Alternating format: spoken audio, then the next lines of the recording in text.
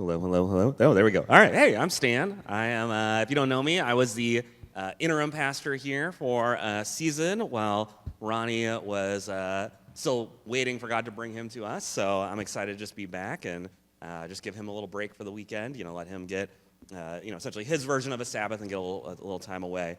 But if you've got a Bible, we're going to be in Luke 12, and we're going to be in verse 13. We're going to go all the way to 34. This is a little bit of a longer section. So Luke 12, if you want to open there. You can also just listen along. That's not going to bother me. So this past year, I spent a lot of time doing a lot of random things, but one of the things I was doing was I ended up being a middle school Bible teacher at a little Christian school in Everett from like March till June, so like a couple weeks ago basically here. And most of my classes were Bible classes. And then I had one random personal finance elective. And so I had these like 6th and 7th graders and some 8th graders that I was supposed to teach personal finance. And it's like I went to Bible college and I knew what I was doing in those classes. And personal finance, you're like, okay, well, I've got a budget at home, but beyond that, I don't know what I'm going to teach them. But the curriculum was very easy. It was Dave Ramsey based. And so maybe some of you have done the financial piece university stuff. And so it was like a student version of that. And if you're not familiar with Dave Ramsey and kind of his model, two of the big hallmarks of it is one of the first steps is he wants you to save up $1,000 for an emergency fund. And then after you kind of do some other things, the next big thing is saving up 3 to 6 months worth of your expenses for a larger emergency fund. And what Dave's trying to do with that is he's trying to give you a sense of security that if something went wrong, we have a plan for it. We need new tires suddenly, someone gets sick, lose a job, things like that. You've got a plan for that, and that you have a sense of security around what's going on in your life and your finances. And the passage we're going to look at this morning is going to try and get us to think about that concept of security. And where does our security come from? And how where it comes from is going to also affect how our heart is. And how our heart is going to affect how our life goes. And so we're just going to be thinking about that concept of security. So we're going to be picking up in Luke 12, verse 13, and we'll kind of take it in verse by verse in smaller chunks just to make it manageable. But so this is what it says in verse 13 and 14. It says, someone in the crowd said to him, teacher being Jesus, tell my brother to divide the inheritance with me. But he said to him, man, who made me judge and arbiter over you? So this guy calls Jesus teacher, in Hebrew, rabbi. That's Jesus' technical profession. He is a teacher of the law. He's someone who makes disciples, and he's supposed to be an expert in the law. And oftentimes people would ask questions of experts in the law. And sometimes when they're asking a question, they're trying to start a debate. And it's an honor-shame society. They're trying to test where Jesus is at. They're trying to see if they consider him righteous or if he's got an interesting perspective or things like that.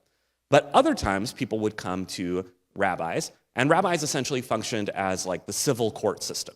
Someone has a dispute, and so you go to someone who's knowledgeable about God's law and say, okay, what do we do in this circumstance? Give us a righteous judgment. Give us something that would be pleasing to God. And so, based off the fact that Jesus responds, who made me judge and arbiter, we know this is more of a civil court case dynamic than someone trying to put Jesus to the test to see if he understands the law.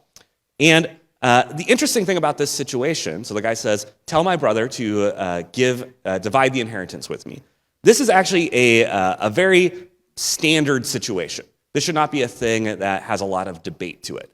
Basically, in their time period, the way inheritance would work is so if you have a father who's got an estate and he passes away, they would take that estate and divide it into one more portion than the amount of sons that they had. So if you had 2 sons, you would divide it into 3 portions, and you would give the oldest son, the firstborn son, 2 of those portions, and then the youngest son 1 of the portions. So you're giving the oldest son 1 more portion than everybody else. So so if you had 5 sons, you would make 6 portions. The older would get 2 of those portions, and then so on and so forth. And that's the extent of the math that I'm capable of. So, but you get the idea. If the person didn't have sons, there were plans for either it would go to the father's brothers or it would go to the daughters. So there's other options there. But basically, this is a pretty straightforward thing. Everyone should know exactly what to do. So if the guy's asking for Jesus to intervene and say, hey, tell my brother to give me my share of the inheritance, you have 2 situations that are possible here. You either have the older brother who has the inheritance and has the estate, but he hasn't distributed it, or you have a younger brother who's unhappy with what his portion looks like and wants more than what he's entitled to. And so we'll get into verse 15 here in a moment that will help us kind of understand more of the dynamics.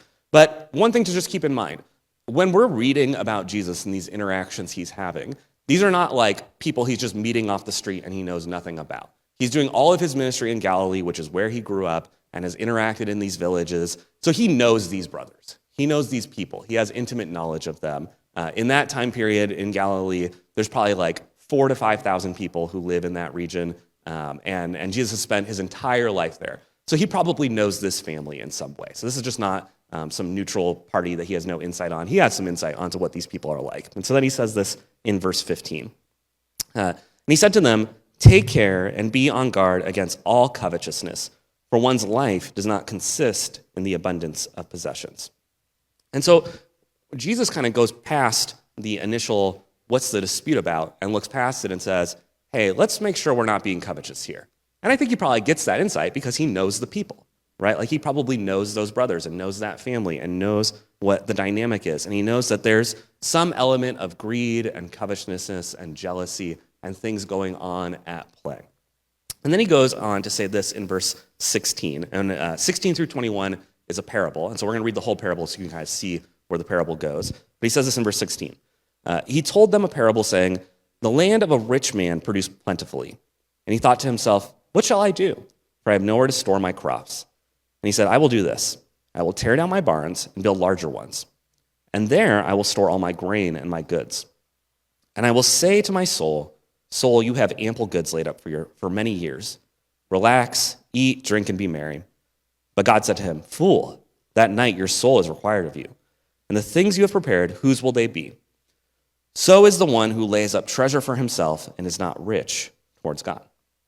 So, I wanted to read the whole parable so you get that kind of final point there where Jesus says, hey, hear this parable. And then the point of it is that the person who lays up treasure for himself often ends up not rich towards God or ends up poor towards God.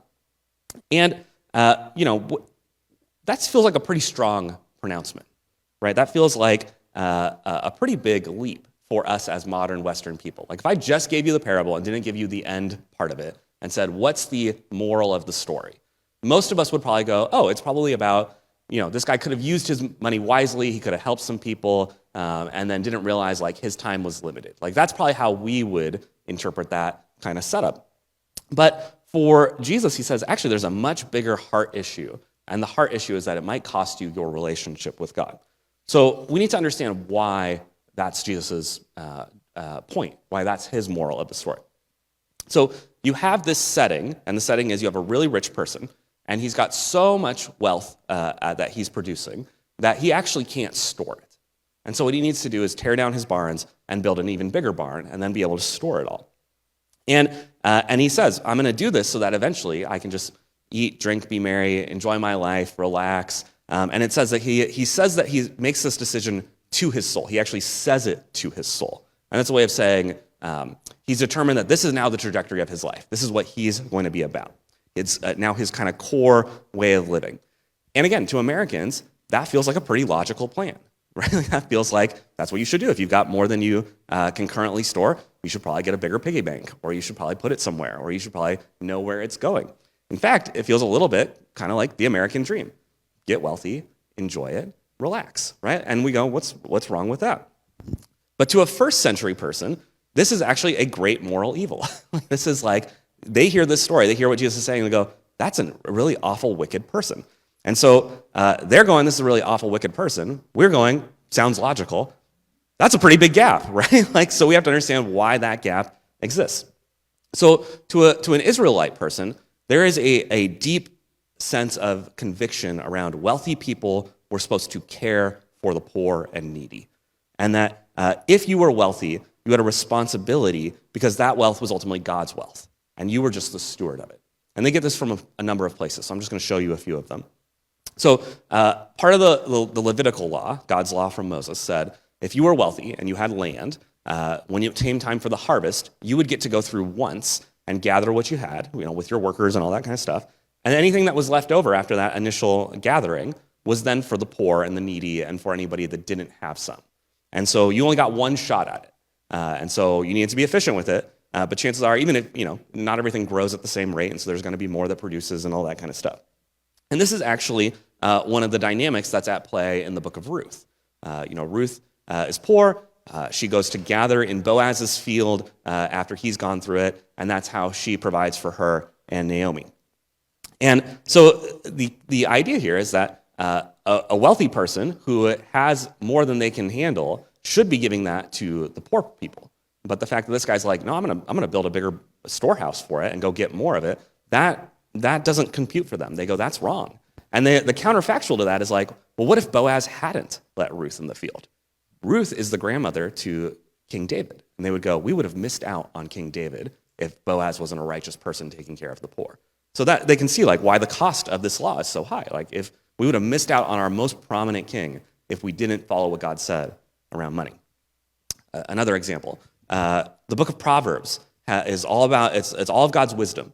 And there's a lot in it about the righteous and the wicked, and specifically how the righteous and the wicked use money. And Tim Keller used to summarize Proverbs' perspective on money and wealth and righteous and wicked as this. He said, the righteous person is the person who disadvantages themselves for the sake of the community. The righteous person is the person who disadvantages themselves for the sake of the community. But the wicked person is the person who uses the community to enrich themselves. And again, these are all people who are very familiar with what we call the Old Testament. They know that. They know that God's wisdom is that if you are wealthy, you should be taking care of others. And if you're wicked, you would be using others to enrich yourself. So this guy storing up his wealth he's not following God's wisdom. He's not doing what God would say. And then I'll give you one more. I'm actually going to give you two more, but one more for the Hebrew people here. And this one's a little complicated, so just bear with me here. A lot of how Jesus tells the story is he's making references to the book of Ecclesiastes. And the book of Ecclesiastes is supposed to be, or it is, written by Solomon, but specifically it's written from Solomon's perspective. And Solomon is this person who, he's the wisest person who's ever lived, but he also lived his life in a very maximalist way. He's experienced all that riches have to offer. He's experienced all that pleasure has to offer. He's experienced it all. And so he's writing his perspective on all of it and saying, this is what I think based off the wisdom that God has given me. But Ecclesiastes is kind of this confusing book because it'll say one thing in one chapter and then it'll say a contradictory thing in a later chapter. And so he'll say in one chapter, pleasure is the best thing that could ever happen to you. You should all seek it out and enjoy it. And then, 2 chapters later, he'll go, pleasure is the worst thing that could ever happen to anybody. It's all vanity. Never follow it. Never seek after it. And so he's got this kind of contradictory dynamic. And so the book ends with Solomon saying, my words are like ox goads. And so he's trying to explain what he was doing here. And when he says his words are like ox goads, he's trying to say, so if you had a flock and you needed to move them from here to there, you can't necessarily make sheep go in a straight line. And so what the shepherds would have to do is they would have to go on one side of the sheep and kind of push them this way. And then after they got that way for a while, they'd go to the other side and they push them this way. And so you're kind of going at an angle, and eventually you get where you needed to go. And he's saying, my words are like that. I'm swinging the pendulum back and forth, and we're supposed to find the middle. And the middle is really the actual thing that God wants. And so at the very end of the book, he says, the middle is that we would fear God and keep his commandments. And so he goes, if you got confused all along the way, the main thing you should walk away from this is you should fear God and keep his commandments. So that's the setting of Ecclesiastes. When this guy says, I'm going to eat, drink, and be merry, those are direct quotes from Solomon. Those are direct quotes from the book of Ecclesiastes. And so what Jesus is saying is, this guy picked the part of Ecclesiastes that he really liked and ignored all the other stuff that said, hey, we need to also take care of the poor, and you need to work because you're God's steward. And so he's saying this guy's only using Ecclesiastes to serve his purposes rather than taking the entire perspective of Ecclesiastes. So these are all just a number of ways why Hebrew people would hear this parable and go, oh, wow, this is a really evil person. This guy is kind of going the exact opposite of what we understood out of the Old Testament. But one other thing, so if there was anybody Greek or Roman or non-Jewish in the audience, they would also understand this setup, this story, as being about a very evil person. And the reason for that is that the Roman mindset, the Greek mindset, the non-Jewish mindset was that wealth, if you had wealth, you ultimately got it by some dimension of society. Like society has helped you achieve that in some way. And so you had a responsibility to give back to society in some way. And so you would have people who were wealthy who would sponsor building bathhouses and amphitheaters and caring for the poor and just different things like that. And that was a very common thing to do. And people would go, the wealthier you get, the more we should see you giving back. And if anybody didn't do that sort of thing, they were considered an evil person. And so again, all of this is just trying to say, the original audience, the people who are in this story living and breathing and hearing from Jesus, are going, wow, what an evil person that Jesus has told us about. And we're going, I don't know, it felt pretty normal. It felt pretty logical. It felt pretty like, isn't that what you're supposed to do? And so remember, this is a civil court case, though. Jesus is supposed to be solving a dispute about who should get what part of the inheritance. And he's kind of cutting past all that. And he's saying, your life is not made in the abundance of possessions. Your life is not built around how much you have. And in fact, what you have, the more abundance you have, might actually end up making you poor towards God. It might actually end up costing you something more than you want. And so rather than kind of going, hey, which brother should get what, he says, maybe you should both walk away from it, because there might be a higher cost than you realize here. And so now we have to do the work of going, okay, well, what does that mean for us? Because we're kind of going with a different perspective about that. And that brings us to verse 22. So let's pick up there. It says, and he said to his disciples, so just notice that for a second. What we read thus far was to the crowd. The crowd came to him and asked a question, and he said this, all that we just talked about to them. And now he's turning directly to his disciples and saying something. He says, therefore, so he's saying, based off what I've told you so far, this is how my followers should think about that story. This is how we should apply what we've just heard. It says, therefore, I tell you, do not be anxious about your life, what you will eat, what you will drink, what you will eat, nor about your body or what you will put on. For life is life not more than food, and the body more than clothing. And so he's saying, you heard that story. You heard about the rich guy and his evil and things like that, and how what he was doing was costing him his relationship with God. And it says, therefore, if you're following me, don't be anxious about things. Don't be anxious about any aspect of life. And he's now naming more daily provision sort of things rather than abundance sort of things. He's saying, don't be anxious about what you'll eat and what you'll wear. And he's not saying, but you got to be anxious about all these other things instead. He's saying, no, don't be anxious about everything. And then he says in verse 23, I'll read 23 and 24 again. For life is more than food, and the body more than clothing. Consider the ravens. They neither sow nor reap, and they neither have storehouses nor barns, and yet God feeds them. Of how much more value are you than the birds? And he says, look at the ravens. Look what God's doing them. They're not on the rich guy plan. They're not trying to build storehouses to provide for themselves. They're not trying to build a big enough barn that they're relying on. They go, God's providing for them. God's taking care of them. God's giving them what they need.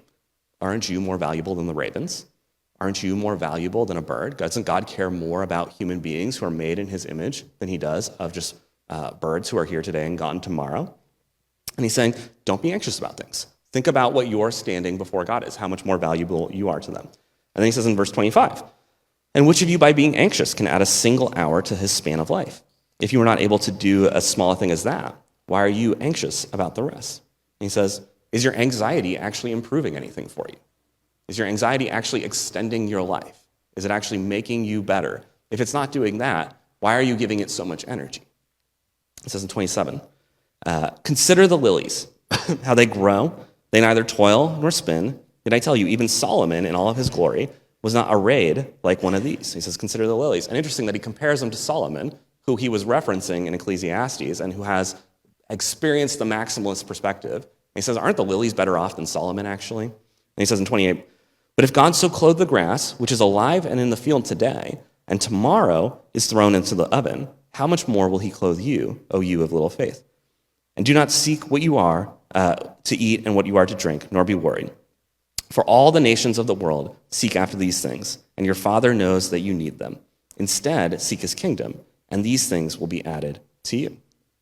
He says, God's taking care of the grass. And we're going to come back to this point about how the grass is also thrown into the fire in a moment here. But he's kind of doing the same thing with the ravens. He's saying, God is taking care of these other things, and you're more valuable than those other things. So what do you think that means about what God's doing for you as an image bearer, as a human, as someone with a soul, as someone with value like a human being has. He says, so don't be worried. Just go seek after the kingdom. Go seek after what God has ultimately said is valuable. Seek after his kingdom.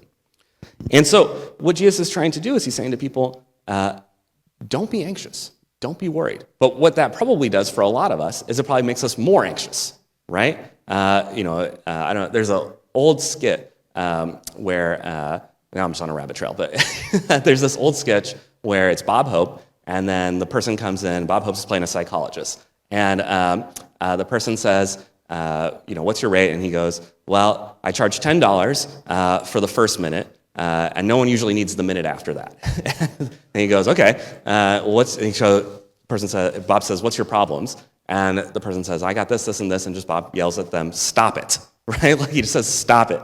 He says, that's what you should be doing. And that's kind of how we read this. And now there's a layer of it that's added that like, oh, if I have any sort of anxiety, maybe I'm not even a good Christian now. Maybe I'm not even, my faith framework is now being rattled. And that brings us to 32. And Jesus says this in verse 32. He says, fear not. And I think that fear not is more like, breathe. Take a deep breath. Calm down. It's going to be okay. This is not your problem to solve. Because then he says this, fear not, little flock. That's an endearing term. That's hey, you're not in this alone. You're actually just the sheep. You've still got a shepherd. For it is your Father's good pleasure to give you the kingdom. He says, you have a God who is a father to you. You need to seek the kingdom? He wants to give you the kingdom. The kingdom is not going to be a hard thing to come by. The kingdom is ripe for the taking. The kingdom is something that God in his fatherhood, as your good father, wants to take care of you through. So this is not going to be difficult to go after. And he's dismantling this perception that people might have of God, that God is withholding, or God's going to make you earn it, or God's going to put all these difficult things and obstacles in your way. He's saying, no. God's a good father. He wants to take care of his children. He wants to give you what you need. And he says in verse 33, sell your possessions, give to the needy, provide yourselves with money bags that do not grow old, and with treasure in heaven that does not fail, where no thief approaches and no moth destroys. For where your treasure is, there your heart will be also. And so what Jesus is doing is he's recognizing that what we ultimately treasure is going to shape our hearts. And if we treasure things that are insecure, we can't help but be anxious about them. If we're treasuring something like money or possessions, we can't help but worry about all the things that might take it away from us. The moth, the thief, rust, whatever. He uses a bunch of different examples. But he says, so ultimately treasure the one thing that is secure, which is God's kingdom, which your Father wants to give to you. He's trying to get them oriented to think about God's character and think about what's actually a secure thing that you can put your trust in, that you can actually build your life on. He says the kingdom is the thing. Which brings us back to kind of the macro point. As an American, we kind of want to read this whole thing and reinterpret it and go, okay, so what Jesus is saying is if I don't worry, nothing bad will ever happen to me. And that's not what he's saying, and that's also not anybody's lived experience, right? Because remember, he said, the grass gets thrown into the fire. The guy in the parable dies, right? Like there are bad things happening in the examples he's giving. So he's not using this as a way of saying, if you trust God, nothing bad will ever happen to you. These are portraits of actually things that are carefree because they're secure in God. And so the circumstances don't really matter anymore. The circumstances can be fire, right? The circumstances can be death. The circumstances can be all sorts of awful things. But what your heart's doing and how your heart's processing it is different depending on what you're treasuring. If you're treasuring insecure things, your heart will process all those circumstances as in one way, as awful things. And if your heart is secure in God and you're treasuring God's kingdom, your heart will process those things in completely different ways. And what Jesus is saying is you can be robbed, you can have your stuff deteriorate, you can be thrown into all sorts of suffering. But if you trust God, you will process it in a different way because you're ultimately trusting in something secure and eternal. And that's very different than what most of us want. What we actually want is we want to make a contract with God where we go, hey, if I pay the morality tax, if I do the things that I'm supposed to do, you should take care of me. You should make sure my life goes up and to the right. Nothing bad ever happens to me. I always stay healthy. My bank account stays full. All those sorts of things. And that's really just a different form of legalism, right? Like legalism we usually think of as trying to earn our way towards God. This is legalism where we're trying to cash in our good things that we're doing towards God and say, you got to give me the things that I want. Because we've all been there, right? Some suffering starts happening in our lives, and we just go, God, why is this happening to me? I'm a good person, right? We're all like, God, I tithed, I went to church, you should keep me from this thing that I'm now dealing with. And that's not how it works. Jesus is offering a different path entirely. He's saying, let's orient our lives around the one thing that is secure and unaffected by anything that life can throw at us. And we can do that because we have a good Father. And then whatever happens to us is now ancillary, because our life is not made up in its abundance or in its survival of daily provisions. Which is why he said that line about go and sell your things and give it to the poor, which is when you get to Acts 2, which, we started Luke like 2 years ago when I was here, and we're on Luke 12 now, so you got a couple years before you get there, so I'll spoil it for you. But in Acts 2, the church gets birthed, and then it says that all these people started selling their possessions and giving to anybody that was in need. And they're applying what Jesus is saying here. They're doing what he's saying. They're living in a different way. But remember, the backdrop to the book of Acts is persecution. People are being killed for following Jesus. The guy who was the first martyr was a guy who was in charge of distributing to the widows, right? People were selling things, and they said, okay, we need a person who's in charge of making sure things go where they go. And that was the first person that the Sanhedrin tried to kill, right? So it doesn't get any more in the fire, the grass is here today and then gone tomorrow sort of thing, than that. And yet, Jesus is saying this is a real way of life. You read the story of Stephen. He, as the rocks are being thrown at him, is full of joy and worship and confidence that he's made the right decision. And that is something that Jesus is offering to all of us. What he says here is not a hypothetical or a thing that he just goes, well, it would be nice if people do. It's a real offer. It's a real way to live our life. It's a real way that we could actually be. And can you imagine if you never had any anxiety ever again? How much different your life would look like, how much your energy would be spent in different ways, and the testimony that would be to everybody else in the world. If they looked at Christians and go, wow, they believe some funny things, and they do, they have a small glass of juice and a little cracker every once in a while, and they sing some songs, but they're also not anxious. It would make people think. It would make people go, I wonder what they know that I don't know. I wonder what they have that I don't know. So I have good news and I have bad news for you in this. The good news is this is possible. The bad news is you're probably not going to like the way to get there. It's going to be much more complicated and harder than we want it to be. But the other good news of this is that we have a good Father who's going to make us get there no matter what, right? He's committed to this process for us, even if we don't desire it. Because the way we want to get there is, okay, God, yeah, I don't want to be anxious. Give me an extra 8 or 9 figures in my bank account, and you'll see how unanxious I am, right? Fill it up. Give me the abundance. That's our plan. But our plan just puts us trusting in the bank account. And God says, actually, I want you trusting in me. And so the process that we get here is the same way that God fed Israel in the wilderness. When Israel was in the wilderness, God fed them every day with this thing called manna. And manna was this cracker that would just appear when they woke up. And there were rules to manna. Basically, you would wake up in the morning, and you would gather what you need, and then it would rot in the evening, and you would do it all over again. And the only thing that was different about it was that on the day leading up to the Sabbath, you could gather for 2 days, and it would carry over. It wouldn't rot. And so that's how they knew it was something unique that God was doing with it. And they did this for 40 years. Every day, get what you need. Every night, go to bed with nothing. Wake up and see what happens. Will God provide? Will God give you what he said he would? And the book of Deuteronomy is this book that Moses is writing to the generation of people who are about to go into the promised land. And he's explaining all the things God did in the wilderness and the lessons that they're supposed to learn from it.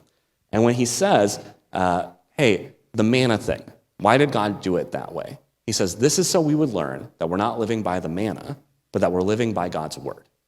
That if God said he's going to do something, he's going to do it. You can trust it.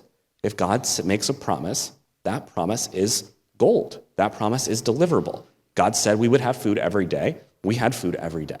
It's a lesson you have to learn. Because God could have done it any other way, right? God could have opened a Costco for them, right? And they show up and they buy their manna for the year. They get a couple manna samples while they're going around. And then that's just how it goes.